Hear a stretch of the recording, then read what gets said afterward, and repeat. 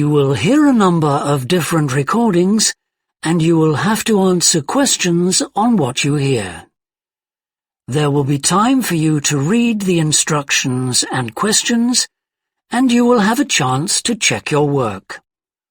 All the recordings will be played once only. The test is in 4 sections. At the end of the test, you will be given 10 minutes to transfer your answers to an answer sheet. Now turn to Section 1. Section 1. You will hear a conversation between the director of a child care centre and a parent enrolling her child in the centre. First, you have some time to look at questions 1 to 6.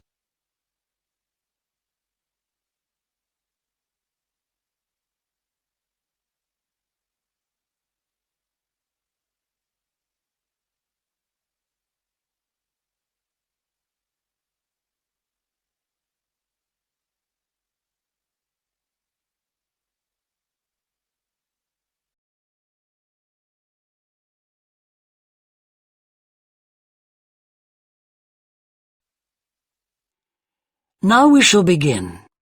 You should answer the questions as you listen, because you will not hear the recording a second time.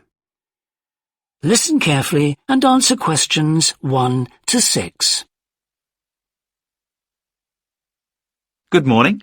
Welcome to the Early Learning Childcare Centre. How may I help you? Hi, I spoke to you last week about enrolling my daughter for next year. Oh, yes. I'll just get some details from you. So, you're her mother? That's right. And can I have your name? It's Carol Smith. And your daughter's name? It's Kate. Now, we have several groups at the centre and we cater for children from 3 to 5 years old. How old is your daughter? She's 3 now, but she turns 4 next month. I'll put 4 down because that's how old she'll be when she starts. Fine. She's so excited about her birthday and coming to the centre. Oh, that's good to hear. And what's your address? It's 46 Wombat Road. That's W-O-M-B-A-T. Woodside 4032. And what's the phone number? Oh, it's 3345-9865. So, have you decided on the days you would like to bring your daughter here? I'd prefer Monday and Wednesday if possible. I'll check. Monday's fine, but I think the centre is already full for Wednesday. Yes. Sorry, it seems to be a very popular day. We can offer you a Thursday or a Friday as well. Oh dear.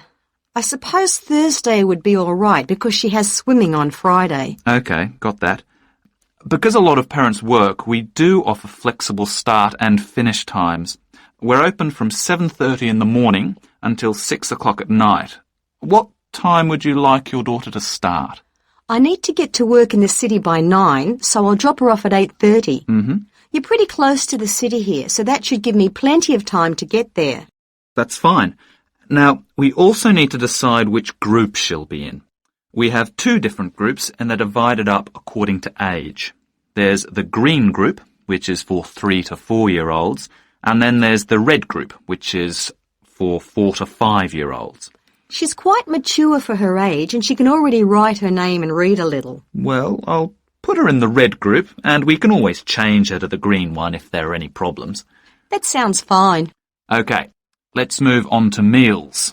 We can provide breakfast, lunch and dinner. As she's finishing pretty early, she won't need dinner. Will you give her breakfast before she comes? Yes, she'll only need lunch. Before you hear the rest of the conversation, you have some time to look at questions 7 to 10.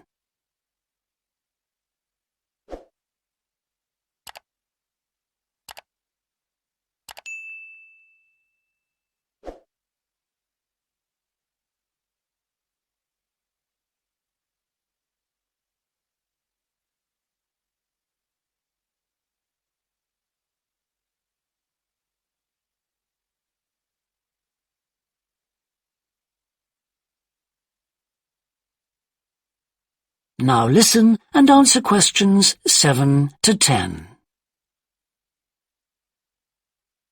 Now, does she have any medical conditions we need to know about? Does she have asthma or any hearing problems, for example?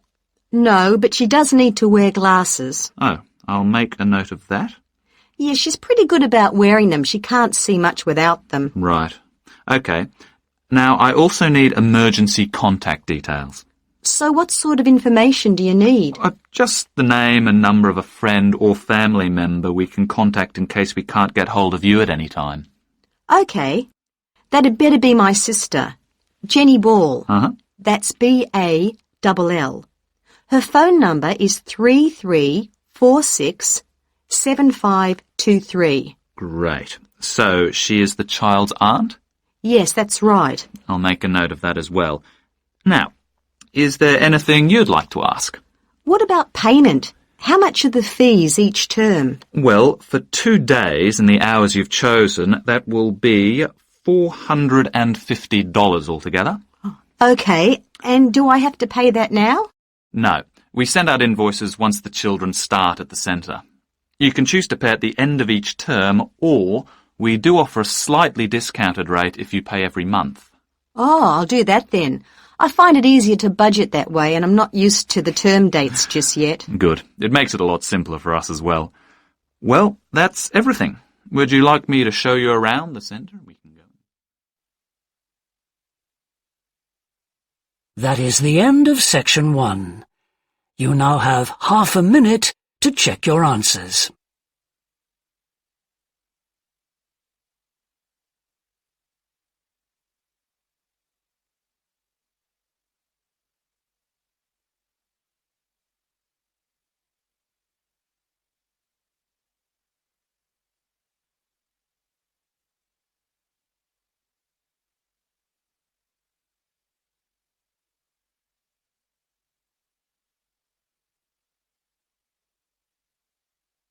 Now turn to Section 2.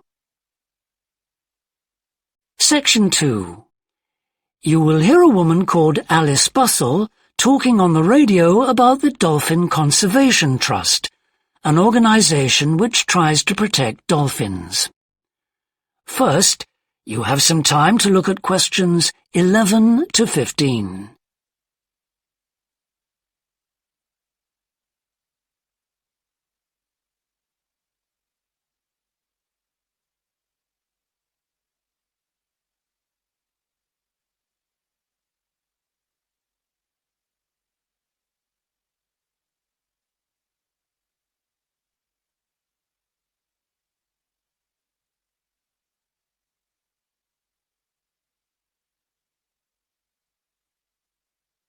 Now listen carefully and answer questions 11 to 15.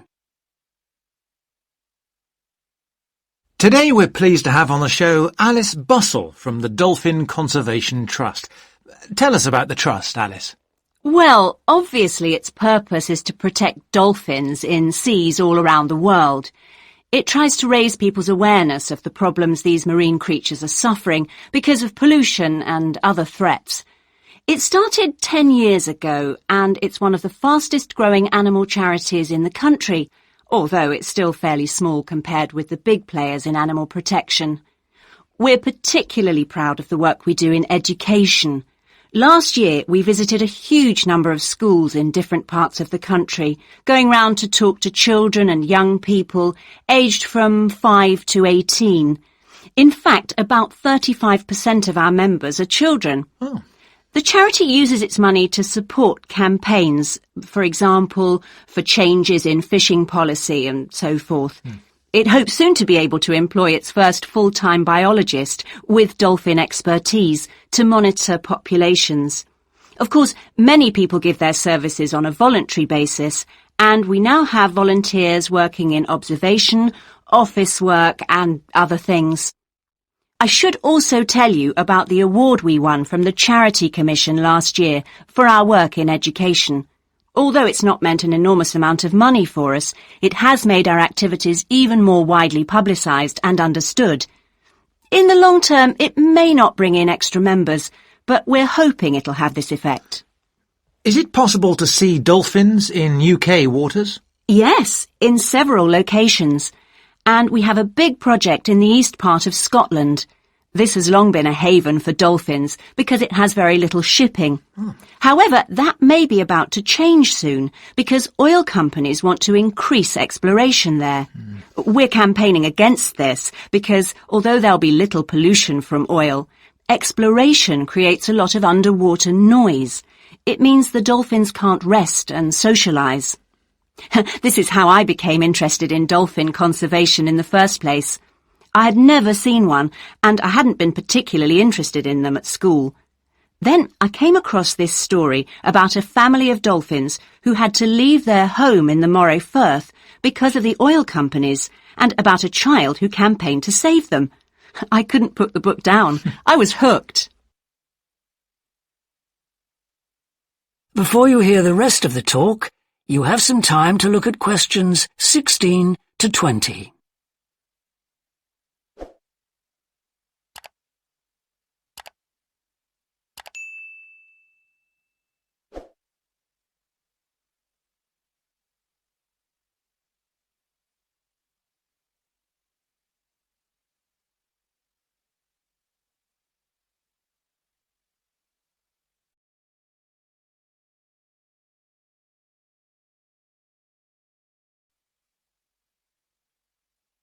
Now listen and answer questions 16 to 20. I'm sure our listeners will want to find out what they can do to help. You mentioned the Adopt a Dolphin scheme. Can you tell us about that? Of course. People can choose one of our dolphins to sponsor. They receive a picture of it and news updates. I'd like to tell you about 4 which are currently being adopted by our members: Moondancer, Echo, Kiwi and Samson. Unfortunately, Echo is being rather elusive this year and hasn't yet been sighted by our observers, but we remain optimistic that he'll be out there soon. All the others have been out in force. Samson and Moondancer are often photographed together, but it's Kiwi who's our real character, as she seems to love coming up close for the cameras, and we've captured her on film hundreds of times. They all have their own personalities. Moondancer is very elegant and curves out and into the water very smoothly, whereas Samson has a lot of energy. He's always leaping out of the water with great vigour. You'd probably expect him to be the youngest. He's not quite. That's Kiwi.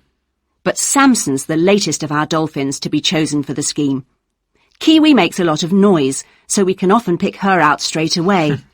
Echo and Moondancer are noisy too, but Moondancer's easy to find because she has a particularly large fin on her back, which makes her easy to identify. So, yes, they're all very different. Well, they sound a fascinating group. And how would you go about... That is the end of section 2. You now have half a minute to check your answers.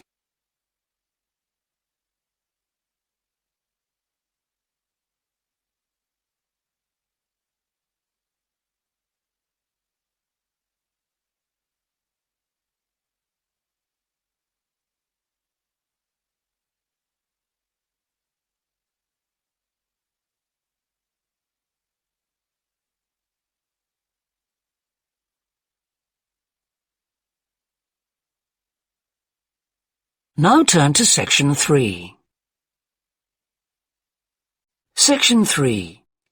You will hear a student called Rob, who is in the first year of a theatre studies course, talking to another student called Mia, who's in the 4th year of the same course. First, you have some time to look at questions 21 to 25.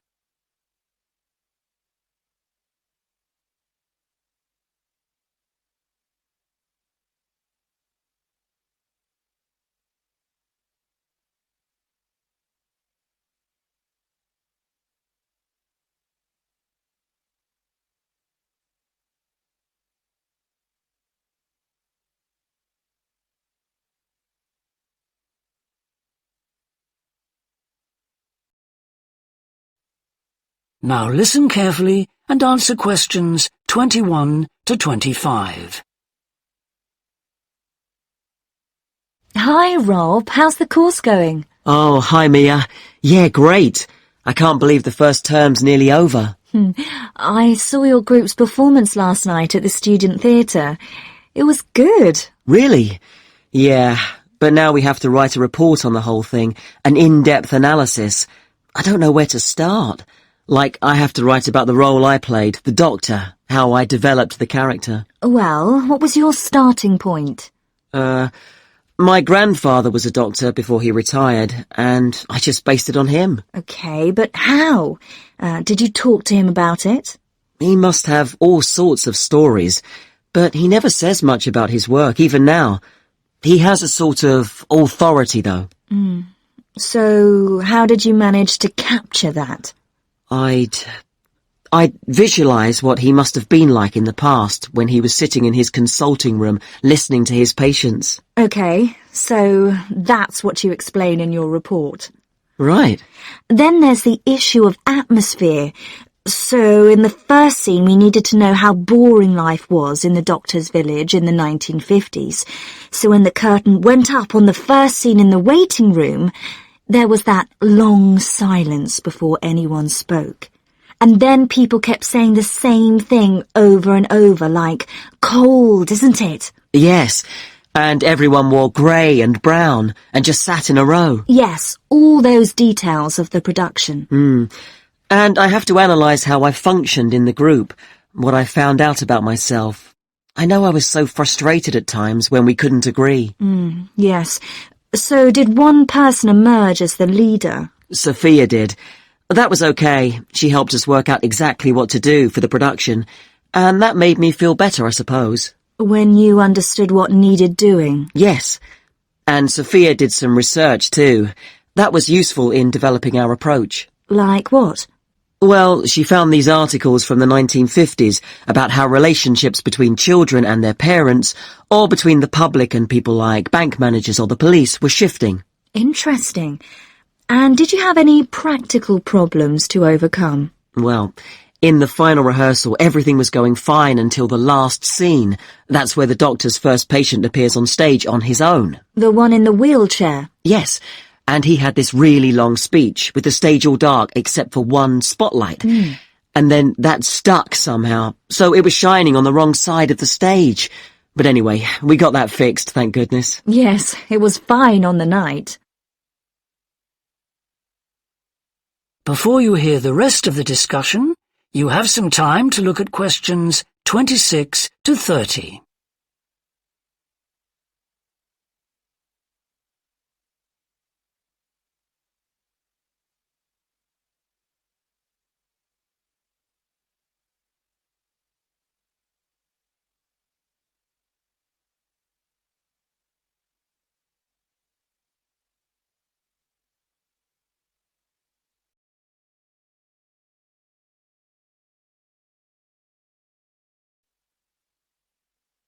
Now listen and answer questions 26 to 30. But while you're here, Mia, I wanted to ask you about the year abroad option. Would you recommend doing that? Yes, definitely. It's a fantastic chance to study in another country for a year. I think I'd like to do it, but it looks very competitive. There's only a limited number of places. Yes. So, next year, when you're in the second year of the course, you need to work really hard in all your theatre studies modules. Only students with good marks get places. You have to prove that you know your subject really well. Right. So, how did you choose where to go? Well, I decided I wanted a programme that would fit in with what I wanted to do after I graduate. So I looked for a university with emphasis on acting rather than directing, for example. It depends on you. Then about 6 months before you go, you have to email the scheme coordinator with your top 3 choices. I had a friend who missed the deadline and didn't get her first choice, so you do need to get a move on at that stage. You'll find that certain places are very popular with everyone. And don't you have to write a personal statement at that stage? Yes. Right. I'll get some of the final year students to give me some tips. Maybe see if I can read what they wrote. I think that's a very good idea. I don't mind showing you what I did. And while you're abroad, don't make the mistake I made. I got so involved I forgot all about making arrangements for when I came back here for the final year. Make sure you stay in touch so they know your choices for the optional modules. You don't want to miss out doing your preferred specialisms. Right. That is the end of section 3. You now have half a minute to check your answers.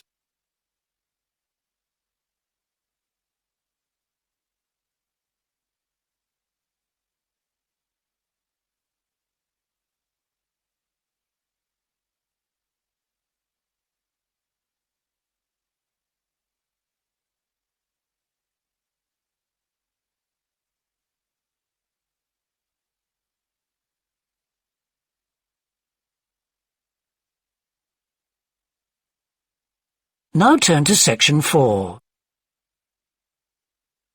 Section 4. You will hear part of a lecture about leadership introducing a theory called self-regulatory focus theory. First, you have some time to look at questions 31 to 40.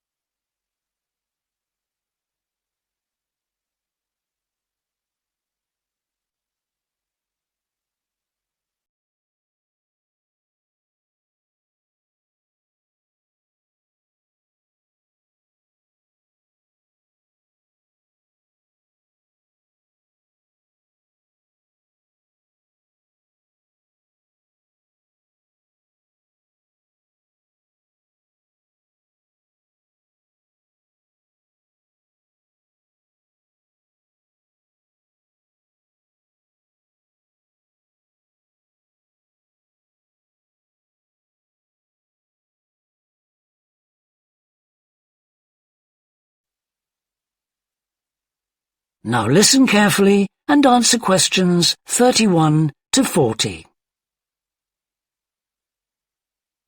Today, I want to talk about self-regulatory focus theory and how the actions of leaders can affect the way followers approach different situations.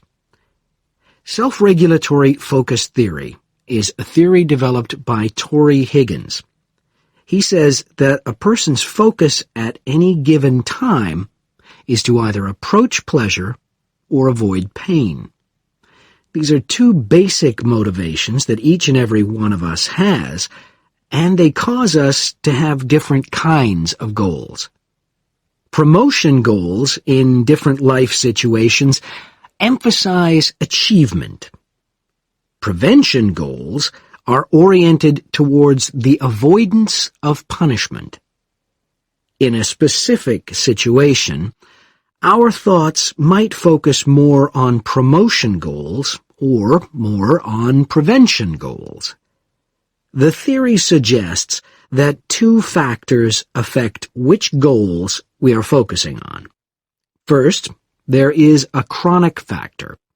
This factor is connected to a person's personality and says that each person has a basic tendency to either focus more on promotion goals or focus more on prevention goals as part of his or her personality. Second, there is a situational factor, which means that the context we are in can make us more likely to focus on one set of goals or the other. For example, we are more likely to be thinking about pleasure and to have promotion goals when we are spending time with a friend. In contrast, if we are working on an important project for our boss, we are more likely to try to avoid making mistakes and therefore have more prevention goals in our mind. Research has shown that the goals we are focusing on at a given time affect the way we think. For example, when focusing on promotion goals, people consider their ideal self, their aspirations and gains. They don't think about what they can lose. so they think in a happier mode. They feel more inspired to change. When people are focusing on prevention goals, they think about their ought self. What are they supposed to be? What are people expecting from them? They consider their obligations to others. As a result, they experience more anxiety and try to avoid situations where they could lose.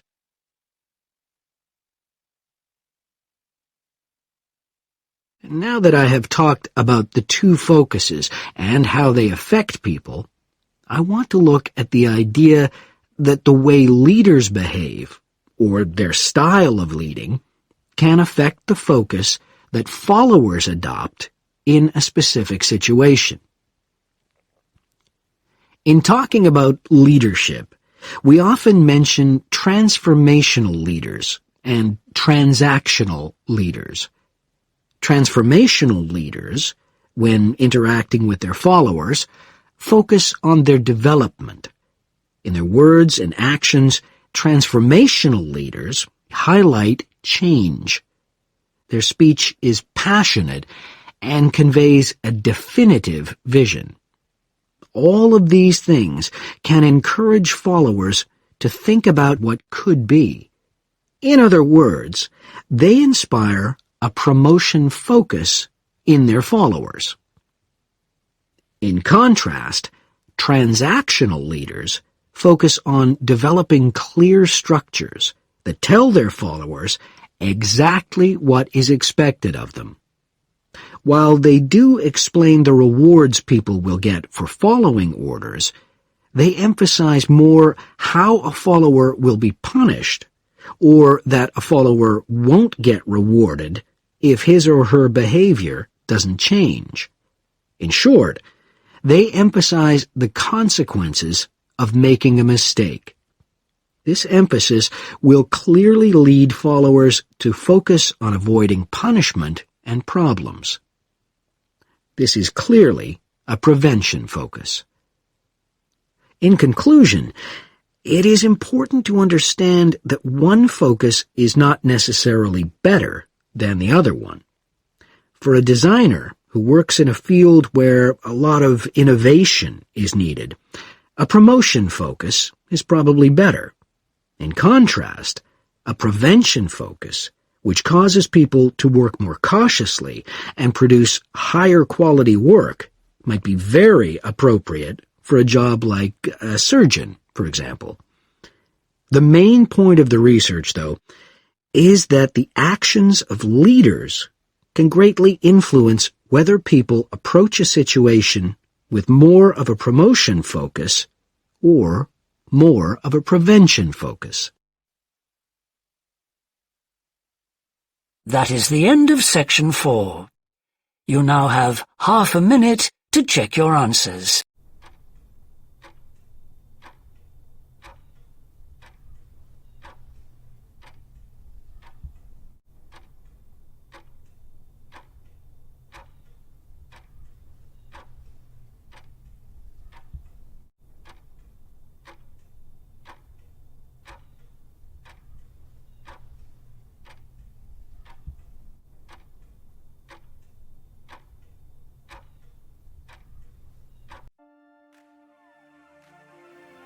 That is the end of the listening test.